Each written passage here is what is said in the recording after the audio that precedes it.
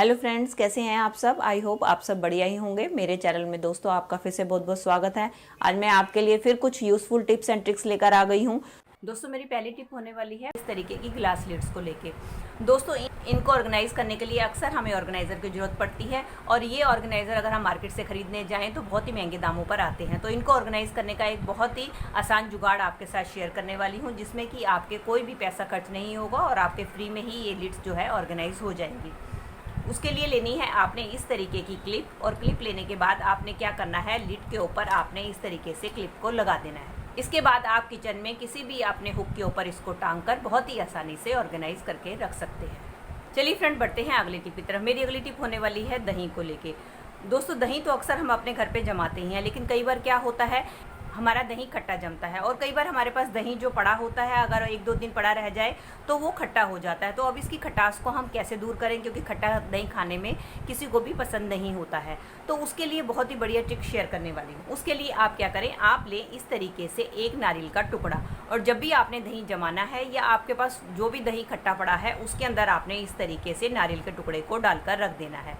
ऐसा करने से क्या होगा, जो दही की सारी खटास है वो नारियल एब्जॉर्ब कर लेगा और ये आपका दही जो है बिल्कुल खाने लायक हो जाएगा। आपको दही बिल्कुल भी खट्टा नहीं लगेगा। चलिए फ्रेंड, बढ़ते हैं अगली टिप की तरफ। मेरी अगली टिप होने वाली है ब्रेसलेट्स को लेके, जिसको कि पहनना हम सब लेडीज़ लड़कियों को सबको बहुत ज़्यादा पसंद होता है। लेकिन जब हम इस ब्रेसलेट को वियर करते हैं तो आपने देखा है कि हमें इसको वियर करने में काफ़ी डिफ़िकल्टी आती है, क्योंकि जैसे ही हम इसको बंद करने लगते हैं तो इसका दूसरा एंड जो है हमारे हाथ से फिसल के बार बार इस तरीके से गिर जाता है, जिसके कारण हमें इसको बंद करने में काफ़ी दिक्कत आती है। आपने लेनी है रबड़ बैंड, और रबड़ बैंड लेकर आपने अपने हाथ पे इस तरीके से पहन लेना है। वियर करना है तो आपने क्या करना है, उसके एक एंड को आपने इस रबड़ बैंड के अंदर इस तरीके से डाल देना है, और उसके बाद इस तरीके से आप बहुत ही आसानी से अपने ब्रेसलेट को वियर कर पाएंगी। और जब आपका ब्रेसलेट वियर हो जाए और उसके बाद आप इसको उतार सकती हैं।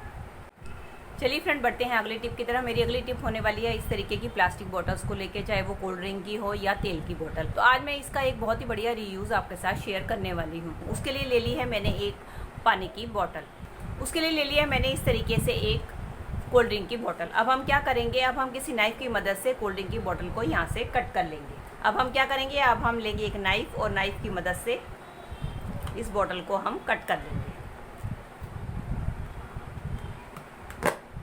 ये देखिए दोस्तों, मैंने बोतल को कट कर लिया है। अब इसका इस्तेमाल हम कैसे करेंगे। दोस्तों जब भी हम चम्मच छुरी वगैरह धोकर इस तरीके के स्पून होल्डर में रखते हैं तो आपने देखा है इसके अंदर इस तरीके से हमारा जंग लग जाता है, जिसको कि क्लीन करने में हमारा काफ़ी सारा टाइम ख़राब हो जाता है। तो आपने क्या करना है, आपने जब भी अपने चम्मच फॉर्क या नाइफ वगैरह को धो लेना है, और धोने के बाद आपने क्या करना है, इस तरीके के स्पून होल्डर में ना रख के ये जो हमने बोतल कट की है इसके अंदर आप इस तरीके से धो के रखेंगे तो क्या होगा कि इनका जितना भी पानी है वो सारा का सारा आपका निकल कर इस बोतल के अंदर आ जाएगा। ऐसा करने से क्या होगा, इसके अंदर जितना भी पानी है वो सारा का सारा आपके नीचे वाली बोतल के अंदर आ जाएगा, और आपके जब चम्मच सूख जाए तो इसके बाद आप अपने स्पून होल्डर में डालकर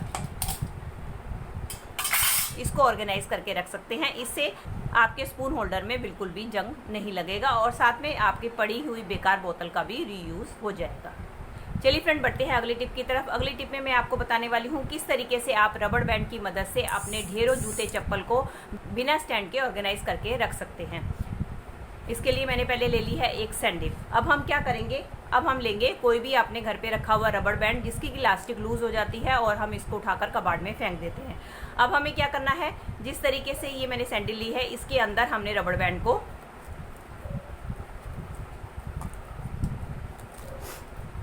ये देखिए इस तरीके से डाल देना है, और उसके बाद जितने भी आपके जूते चप्पल हैं, जैसे कि ये मेरी चप्पल है, अब हम इसके अंदर एक एक करके सारे के सारे डाल देंगे।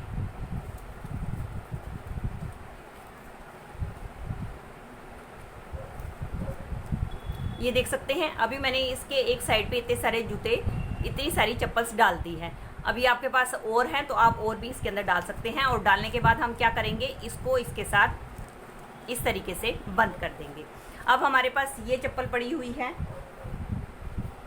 और अभी हमारे पास ये भी चप्पल पड़ी हुई है। तो अब हम क्या करेंगे, अब हम लेंगे इसकी सैंडल का दूसरे वाला हिस्सा।